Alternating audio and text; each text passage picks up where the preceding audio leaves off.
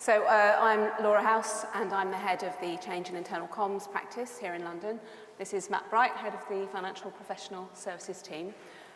We're going to talk to you about the employee audience. And when you think about communicating with employees, most people think of things like intranets, PowerPoint newsletters, maybe all staff meetings. Pretty dry, pretty dull, all very one way.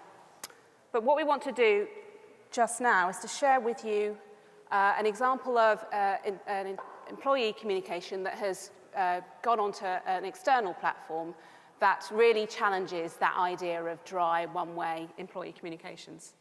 So my lovely assistant is just going to do that for us. So this is an online fashion retailer called Netaporter, which I'm sure you've all heard of. This guy, who's going to come in a minute, looking a bit bewildered, is a guy called Mark Saber, who's been the CEO for 11 years. And what's just happened is that he's just announced that he's leaving the organisation. And this is their response to him. It's a 6-minute long video where they serenade him. They don't just serenade him, they put on an amazing show. We'll leave it playing in the background so you can see what's going on. But there are dancing girls, there's dancing, there are people dressed up, and it's quite an incredible video.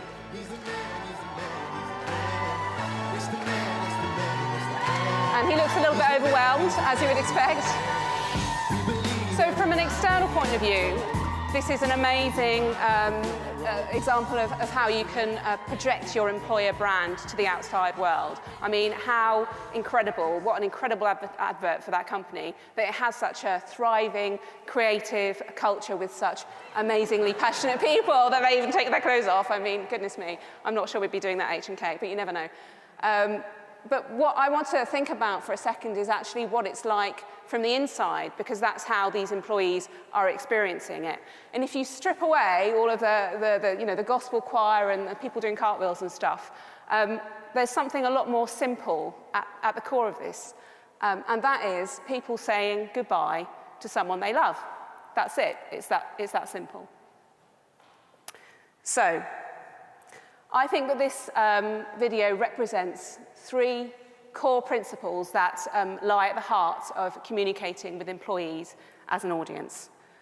The first, and it's something that has come up a lot, is about being authentic. Authenticity really matters when you're communicating with employees, because no one knows your brand and your company better than the employees do. And I think brands get into trouble when there is a bit of a gap between what the brand is saying about itself on the outside and actually what happens on the inside of the organisation. So that's a dangerous area. And I'm sure you could say, look, you know, this could be perceived as fake because it's a bit staged. Obviously, it's choreographed. They put it on YouTube. But what makes this really powerful and moving is the fact that it's all very, very genuine. I mean, these people aren't faking the emotion they feel about this man and their leader. So it's really real. And the other thing about people at work is that it connects into the things that are most important to all of us. So being able to put food on the table, and being able to provide for your family, to have shelter. The things that happen at work really matter to the rest of our lives. So it's even more important that you're as authentic as you can be and as transparent as you can be. The next thing is about identity. So things have changed a lot recently. People are much happier to identify work with themselves. The blurring of the lines between what's work stuff and what's not work stuff has really increased, because partly to do with the fact that the way we work now is very, very different. But it's also to do with social media platforms like LinkedIn and Twitter. So as an example of that, myself and like a lot of people I know, we use the same Twitter account to tweet about work stuff as we do about non-work stuff. And that's the kind of thing that I'm talking about. So what that means for us as communicators is that we have to treat people as rounded human beings. And that means that sometimes you have to go heart first and not head first.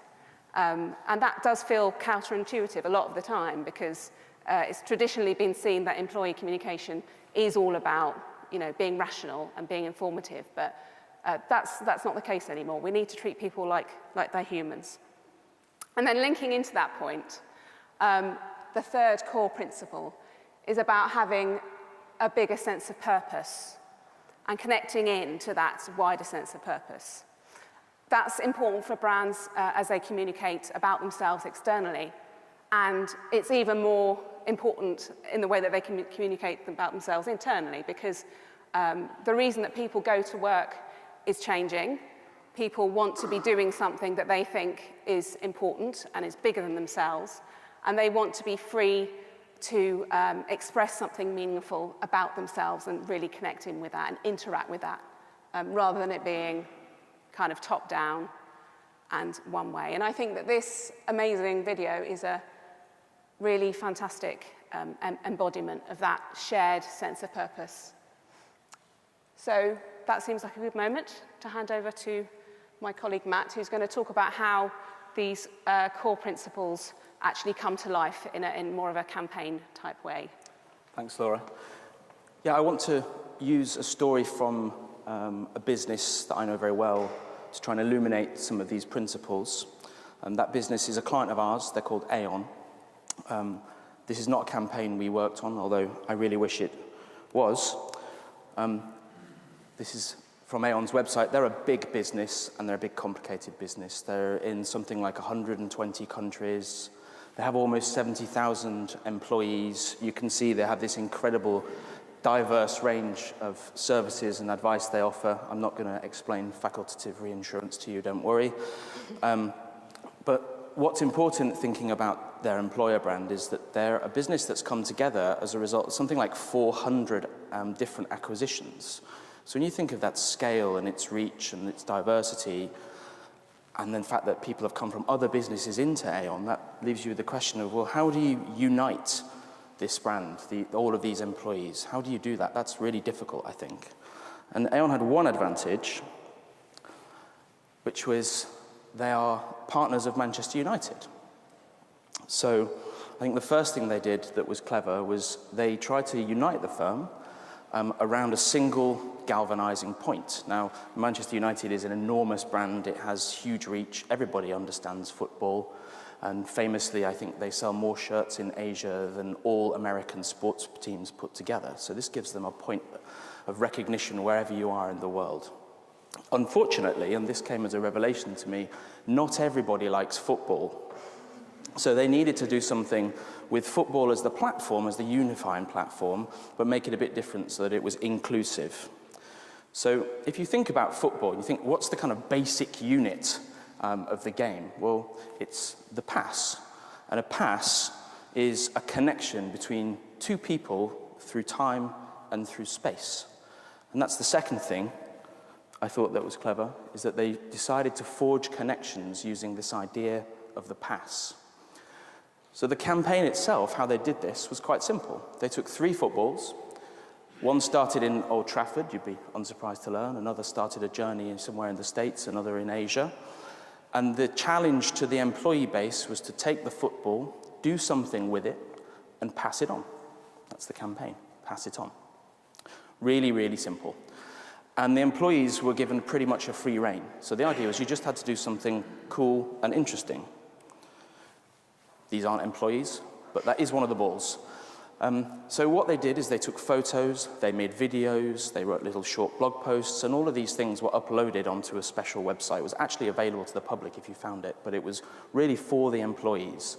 And the good content, or the really good content, was repurposed and put out through Aon's social channels, so that it was kind of made, the public was made aware that this was happening, but it was really for the employees. And you can imagine all sorts of things happened. There were pictures of employees giving it to a pilot in an airliner cabin. There was a picture of a dolphin in Australia balancing on its nose, and so on and so on.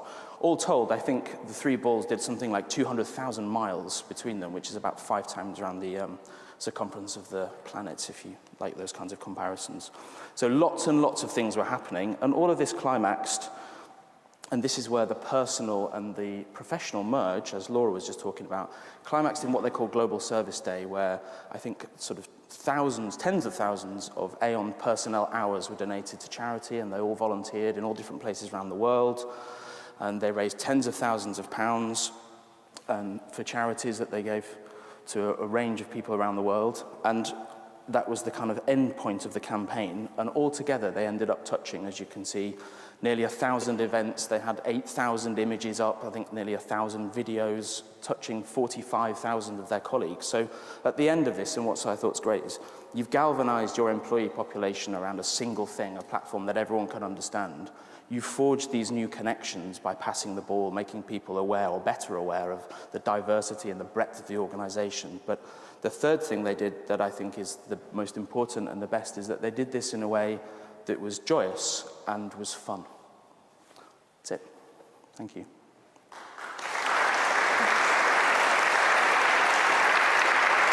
Thank you, Matt. Thank you, Laura. Now, do we have a quick question for either or both?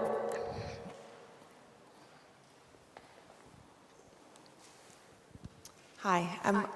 I work at BT and we're looking at stuff like this at the moment.